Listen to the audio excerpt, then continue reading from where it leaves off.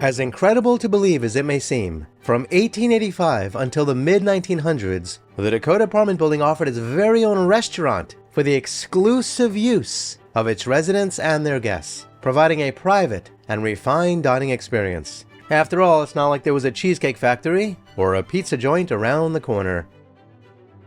Some residents dined in the restaurant more frequently than others, as many of the apartments included kitchens, while a few, which were for bachelors, only had dining rooms. How it worked was really cool. Each afternoon, a menu printed on linen was discreetly slipped beneath each apartment door. This allowed residents to ring downstairs at any point of the day, to make reservations, and to even specify their orders for dinner in advance. Upon arrival at the scheduled time, residents and their guests would be brought directly to their table. However, if the table was not yet ready, or the party arrived early, there was a ladies' reception room.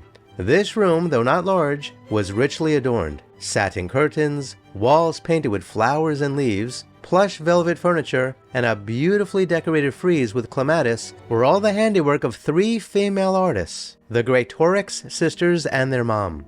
Located on the main floor, fronting what was then called 8th Avenue and is now called Central Park West, and West 72nd Street, the restaurant comprised a main dining hall, a cafe, and was originally designed to have 2 private dining rooms, all of which had 15-foot ceilings. Now I'm going to show you something that few people on Earth have ever seen before. This is the floor plan from 1879, before the Dakota was even built. Notice that there was once supposed to be a public entrance from West 72nd Street to serve transient visitors, but this idea was replaced in favor of maintaining access within the security of the building itself.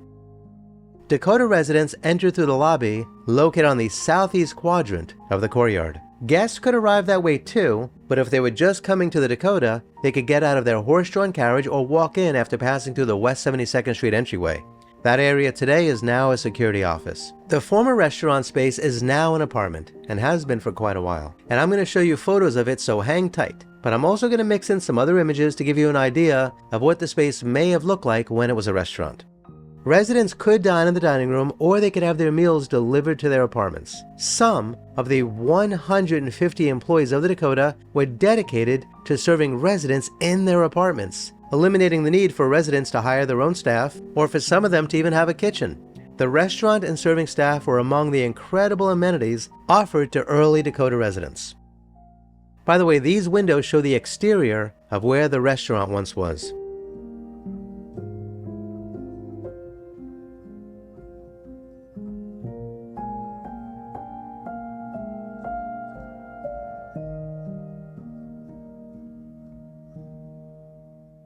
And this is the floor plan as it appeared in 1884.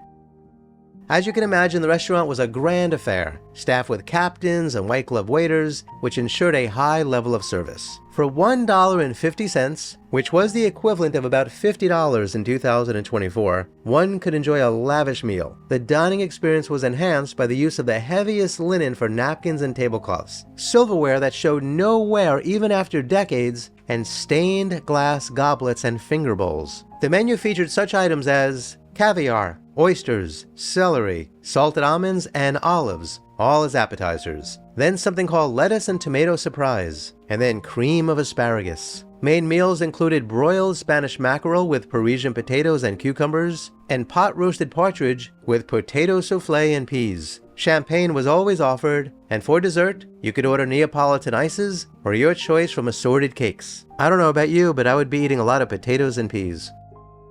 I do not have photos of the space when it was a restaurant, but I do have the following photos of the space as a 5,000 square foot apartment when it was owned by artists Giora and Judy Novak. The reason for all that square footage is that it included the space beneath the apartment, which was the original kitchen for the restaurant, which by the way included its own staircase, which once upon a time was for the use of restaurant staff to be able to go up and down with the food. So please use your imagination as I describe what the space was once like.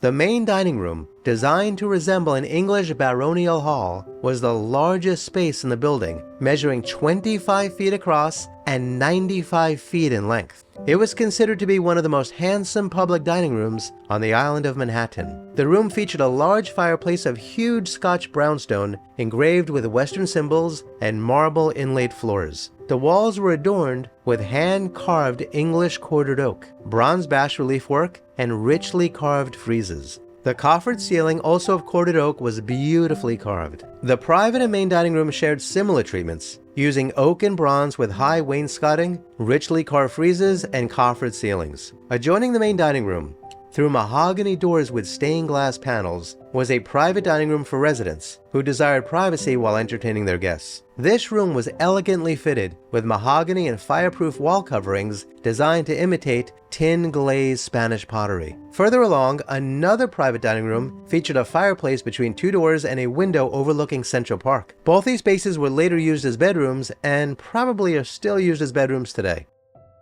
As the Dakota transitioned into a co-op in the early 1960s, there were discussions about repurposing the dining room. The Explorers Club expressed interest in acquiring it as a meeting space, but residents were reluctant to accept the in and out traffic of strangers, and so it was repurposed into an enormous apartment. The Dakota's restaurant experience in the late 1800s was a blend of luxury, privacy, and convenience, reflecting the building's commitment to providing its residents with an exceptional quality of life.